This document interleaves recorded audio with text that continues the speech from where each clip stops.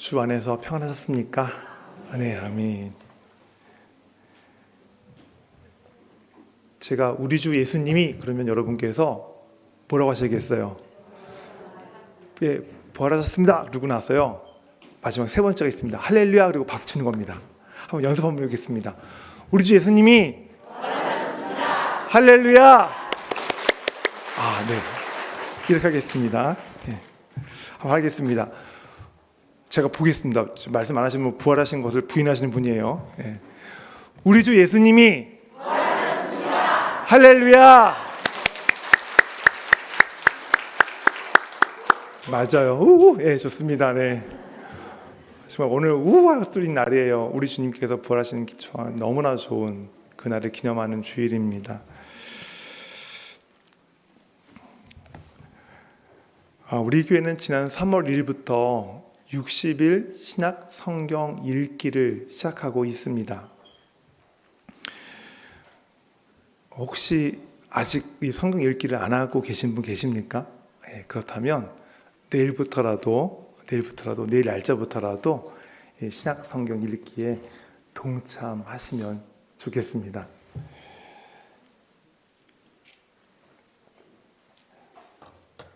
이번에 60일 신약 성경 읽기표를 갖고 참여하신 분들 아시겠지만 예전과는 좀 이 앞에 복음서를 읽을 때에 좀 다른 방법으로 읽는구나라는 것을 아마 아셨을 거예요. 예전에는 사복음서 마태, 마가, 누가, 요한복음을 차례대로 읽어 나갔는데 이번에 60일 신약 성경 읽기표를 보면 이제 각각의 복음서들을 읽는 가운데에 아마 말씀들을 서로 이렇게 비슷한 말씀들을 서로 찾아가면서 읽으셨잖아요. 그 찾아가면서 아마 비슷한 말씀들을 대조하면서 아마 읽으셨을 것입니다.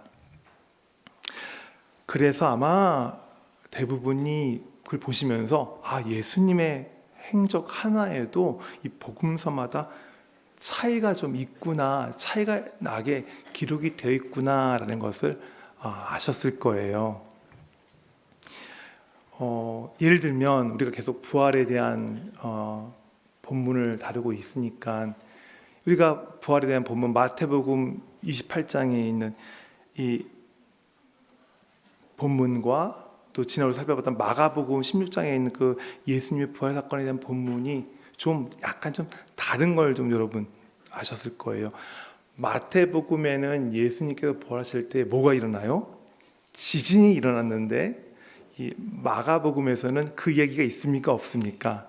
없고 예수님께서 하나님으로부터 의해서 일으키심을 받았다라고 하는 거기에 강조점을 두고 있는 차이를 보셨을 거예요. 이렇게 이 마태복음과 마가복음이 똑같은 예수님의 부활을 기록하고 있는 본문이지만 이렇게 좀 차이가 나는 것은 그 마태복음과 마가복음을 읽는 대상이 다르기 때문에 그런 거예요. 마태복음은 누가 읽는 대상이에요? 유대인들. 그 당시에 유대인들이 마태복음의 독자들이었고요. 또 마가복음은 그 당시에 물론 유대인들도 포함이 되어 있지만 그 당시에 로마를 비롯한 다른 이방 지역에 있는 이방 그리스도인들 대상으로 한 기록된 책이 마가복음이기 때문에 마태복음과 마가복음에서 조금씩 이런 기록의 차이가 있는 것입니다. 이 마태복음에서 지진이 났었잖아요. 부활할 때에. 이 마태복음에서 이 지진을 얘기했던 이유는 유대인들은 지진에 대해서 굉장히 익숙한 사람들이에요. 구약 성경에 하나님께서 임하실 때 뭐가 일어나죠? 지진이 나잖아요. 그러니까 마태는 그 지진을 통해서 너희들이 죽인 저 예수란 사람이 바로 누구라고? 하나님의 아들이시다. 그분이 이 땅에 임재하셨다라는 사실을 유대인들에게 증거하기 위해서 지진이라고 하는 그 기록을 마태복음은 거기다 기록한 거고요. 또 마가는 그 당시에 핍박받고 힘들고 또 고통당하는 이 그리스도인들을 대상으로 기록된 책인데, 하나님께서 죽은 자 가운데서 예수 그리스도를 일으켜 세우심으로써 그분을 하나님의 아들로 인정하시고 선언하셨다는 사실을 온 만방에 선포하셨다는 사실을 기록하면서, 그리스도인들, 당신들이 힘들고 어렵고 괴롭고 고통당할지라도 하나님은 여러분들을 하나님의 자녀로 인정하고 계십니다. 그러니 인내하십시오. 견뎌내십시오. 라면서 그런 지지와 격려의 목적으로 마가복음을 기록했던 것입니다. 저는 우리가 3주 전부터 이렇게 마가복음, 마태복음을 다루고 있는데요. 마태복음의 부활의 말씀을 통해서는 우리 여전히 우리 성도들 가운데 자기 생각에 갇혀가지고 온전히 예수님께 마음의 문을 못 여는 분들 계시죠? 유대인들처럼 자기 생각, 자기 아집, 고집, 경험, 거기에 갇혀서 예수님께 온전히 자기 마음을 열지 못하는 분들 계실 거예요. 그런 분들에게 이 마태복음의 그 부활의 말씀이 그런 분들의 마음의 문을 열어서 정말 진정한 하나님의 자녀로 인도받는 역사가 있기를 축원합니다. 또 우리 어려운 분들 계시죠? 아이고, 예수 믿는 거 너무 힘들어. 예수 믿고 살기 너무 힘들어. 이 세상에서. 그런 분들은 이 마가복음에 기록된 이 복음의 말씀을, 부활의 말씀을 통해서 힘을 얻으시기를 바랍니다. 여러분이 힘들지라도, 어렵고 괴로울지라도 여러분은 하나님의 자녀로 인정받는 분들이시기 때문입니다. 오늘은 사복음서 중에 세 번째 성경인 이제 마태, 마가, 누가복음에 기록된 부활 사건을 한번 같이 생각해 보려고 합니다. 오늘 세 번째 성경인 이 사복음서 중에서 이 세 번째 성경인 이 누가복음을 보면 역시 누가복음도 누가복음의 특유한 그런 기록 방식이 있어요. 아마 이 계속해서 60일 그 성경 읽기를 하시는 분들은 마태, 마가, 누가에 기록된 이 부활의 기록 방식이 어떤 차이가 있는지를 아마 아셨을 것입니다. 이 누가복음은 앞서 마태, 마가복음과는 다르게 예수님의 부활에 대해서 좀 특이하게 기록하고 있는 부분이 있는데요. 말씀을 먼저 볼게요. 1절부터 7절 말씀인데요. 우리 같이 읽겠습니다. 안식 후 첫날 새벽에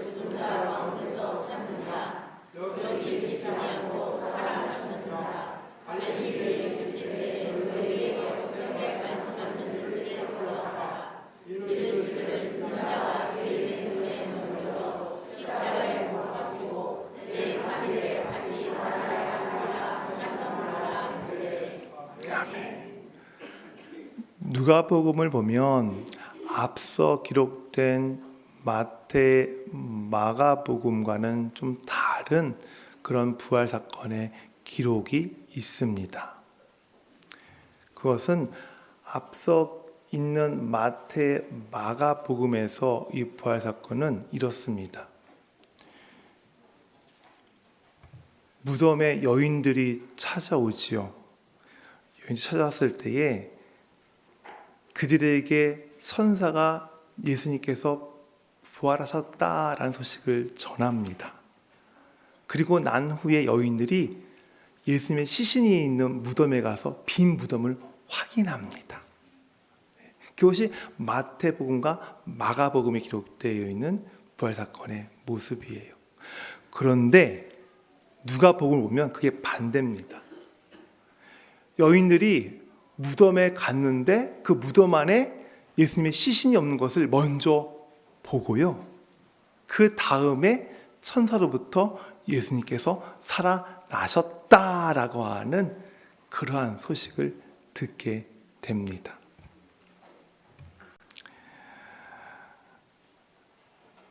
그리고 나서 두 번째로 또 특이한 점이 하나 있습니다.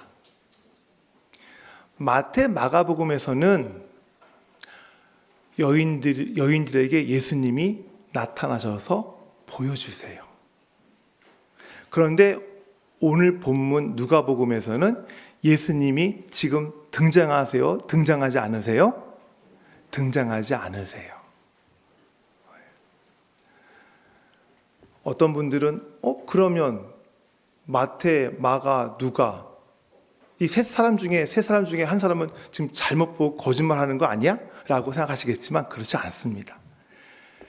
이 전하려고 하는 메시지의 강조점이 어디냐에 따라서 마태, 마가는 예수님을 등장시킨 거고요. 지금 누가는 그 부분을 좀 예수님 등장시키지 않고 다른 방법으로 예수님을 지금 나타내고 있는 것입니다. 바로 이 부분입니다. 6절과 7절 말씀이에요. 우리 다시 한번 6절과 7절 말씀의 의미를 깊이 생각하시면서 읽으시겠습니다. 시작.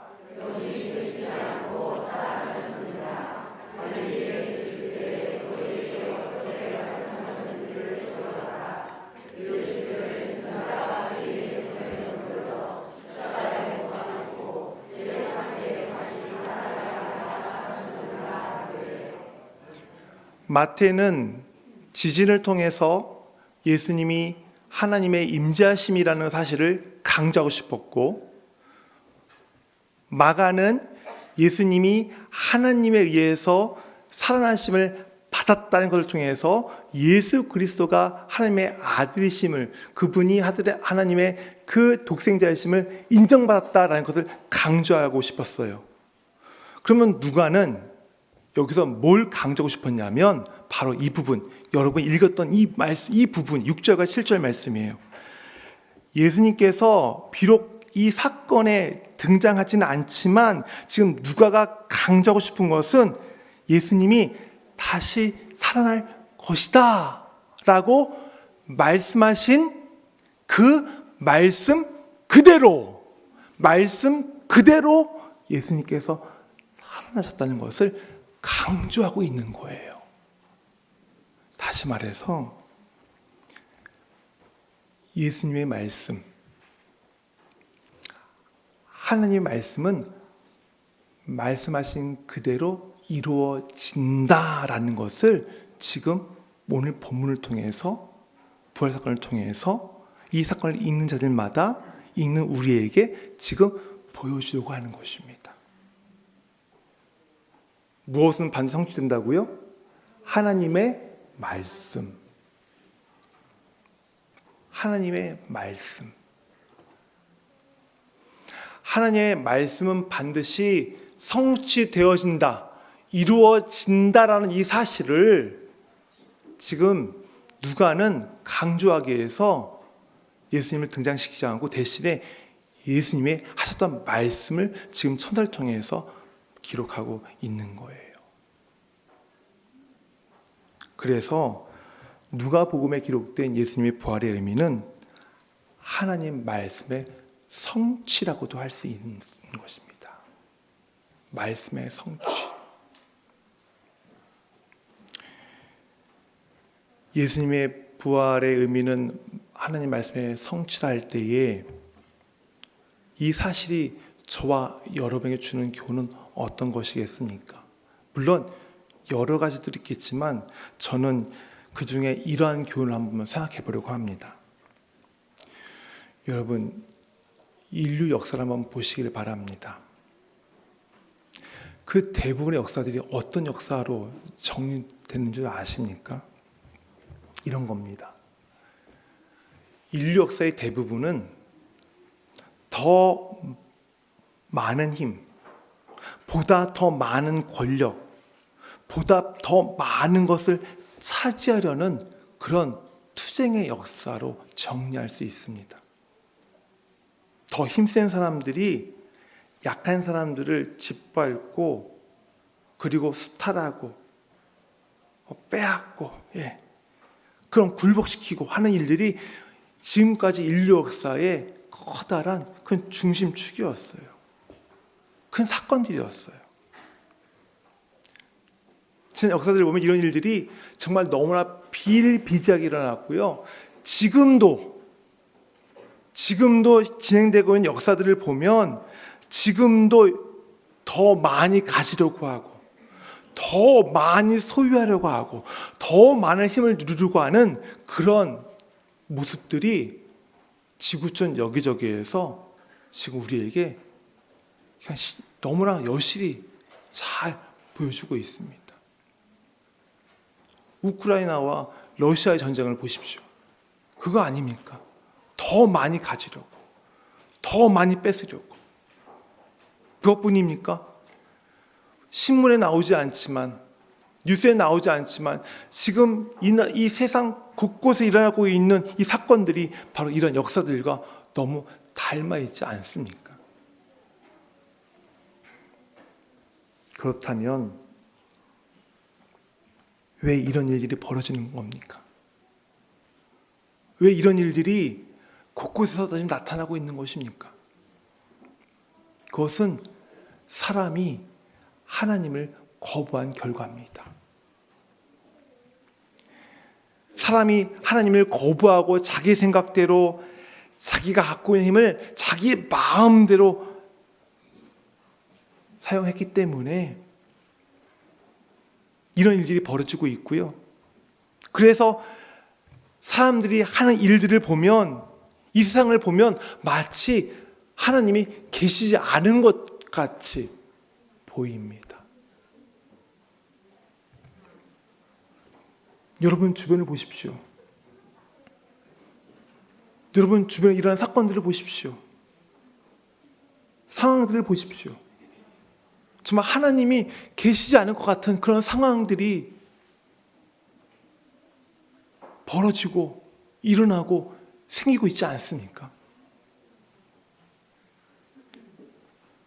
그러나 하나님을 모르는 사람들, 하나님을 외면하고 거부하고 하나님께 정하는 사람들이 있어서 마치 하나님이 이 세상에 계시는 것 같지 계시지 않는 것처럼 보이지만 개인, 나라, 세계의 역사의 모든 것을 주도해 가시는 분은 하나님이심을 믿으시길 바랍니다. 하나님은 이 사실을 빛을 알아보지 못하는 어두운 세상에 예수 그리스도를 보내시고 그의 죽음을 통해서 부활을 통해서 하나님이 모든 역사의 모든 상황들을 주도해 가신다는 사실을 보여주셨어요. 하나님이 모든 상황들을 주도해 가시는 이 하나님의 행하심은 어느 날 갑자기 하나님이 이러면 안 되겠다 해서 갑자기 만드는 사실이 아닙니다. 갑자기 정하신 계획들이 아니에요. 하나님이 하시겠다고 하신 이 계획들은 아주 오래전부터 그분이 정해놓으셨고 계획하셨고 말씀하셨던 것들이고 지금 주님께서 하나님께서 오래전에 정하셨던 그 말씀하셨던 것들이 하나하나 차근차근 지금 이루어져 가고 있는 것입니다.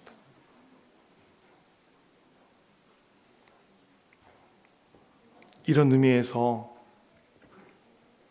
우리 자신들에게 이것을 적용해 본다면 우리의 구원, 우리가 이곳에서 드리는 예배,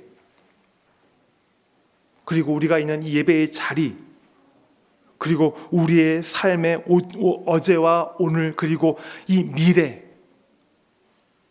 모든 것을 하나님께서 주도해 오셨고 앞으로도 이끌어갈 것입니다. 뿐만 아닙니다. 내 개인의 역사를 넘어서서 세상의 역사 속에서 하나님께서 주도권을 가지시고 그 하나님의 계획들을 이루어 가실 거예요. 그러므로 성도 여러분, 실수할 때 잘못한 것 때문에, 연약한 것 때문에, 후회스러운 일을 한 것 때문에, 또 실패한 것 때문에 마치 하나님이 그 상황 가운데 계시지 않은 것처럼 그렇게 여기실 때가 있으십니까? 이런 일 때문에 내가 하나님의 자녀가 아닌 것처럼 그렇게 여겨질 때가 있으십니까? 이런 일로 인해서 여러분 낙심하지 마시고, 이런 일로 인해서 의기소침하지 마시길 바랍니다. 우리가 인생에서 겪는 그 실수, 연약함, 잘못, 실패와 후회, 이 모든 것들, 우리가 비록 그리스도인이긴 하지만 우리가 죄인인 사람이기 때문에 겪게 되는 것이고 우리가 저지르게 되는 것들이에요. 우리가 이런 일들을, 후회될 일들, 실패한 것들 때문에, 어려운 것 때문에 낙담하고 낙심하고 그리고 의기소침해지기보다는 이렇게 생각하십시오. 그런 일들을 내가 겪고 만날 때마다 내 능력을 한번 생각해 보시기 바랍니다. 내 능력이 얼마나 보잘것없는 능력을 갖고 있는 사람인가? 내가 얼마나 무기력한 존재인가? 내가 얼마나 부족하고 연약한 존재인가? 그것을 분명하게 깨달으시고 그리고 깊이 여러분 겸손하게 고백하신, 인정하신 그런 삶이 되시기를 바랍니다. 그리고 이렇게 무기력하고 맨날 실수투성이인, 맨날 후회만 하는, 맨날 실패만 하는 무기력하고 연약하고 이 부족한 나인데 그런 나와 함께 하시는 하나님, 그런 나를 당신의 자녀라고 인정하시는 하나님, 그 하나님의 은혜를 감사하고 그 하나님을 의지하고 하나님을 바라보시는 삶이 되시기를 바랍니다. 성도 여러분, 하나님은 죄인인 우리의 실수, 우리의 후회, 우리의 잘못, 우리의 연약함, 실패마저도 하나님께서 다 사용하셔서 그것을 하나님께서 정하신 가장 선하신 뜻으로, 계획으로 이루어져 가는 것을, 이루게 하시는 것을 믿으시기를 바랍니다. 예수 그리스도의 죽음, 그 죽음을 부활로 완전히 뒤집어서 우리를 향한 구원을 이루셨잖아요. 바로 그분이 우리 하나님이세요. 성도 여러분, 고난 중에 계십니까? 또 실수로 인해서 지금 후회하고 계십니까?